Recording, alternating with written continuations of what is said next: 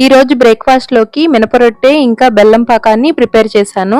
మినప రొట్టెని తయారు చేయడానికి ముందు రోజు నైటే 1 గ్లాసు మినపగుళ్ళకి 2 గ్లాసుల ఇడ్లీ రవ్వను వేసుకుని రెండింటిని 4 గంటల సేపు నానబెట్టుకుని ఇలా నానిన మినపగుళ్ళని మరొకసారి శుభ్రంగా కడిగి మిక్సీ జార్లోకి వేసుకుని చల్లటి వాటర్ పోసుకుంటూ మిక్సీ చేసుకోవాలి. ఇలా చల్లటి వాటర్ వేసి మిక్సీ చేసుకోవడం వల్ల పిండి రంగు మారకుండా ఉంటుందండి.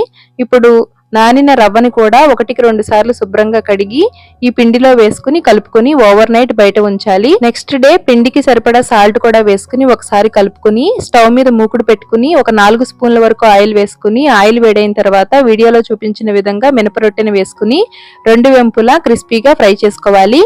బెల్లం పాకాన్ని తయారు చేయడం కోసం ఒక ప్యాన్ లోకి బెల్లాన్ని వేసుకుని 1 గ్లాసు వాటర్ ని కూడా వేసుకుని బెల్లం బాగా కరిగి చేతికి జిగురు వచ్చిన తర్వాత కొద్దిగా ఇలాచీ పొడిని వేసుకుంటే బెల్లం పాకం రెడీ అయింది. వీడియో నచ్చితే లైక్ చేయండి. థాంక్యూ.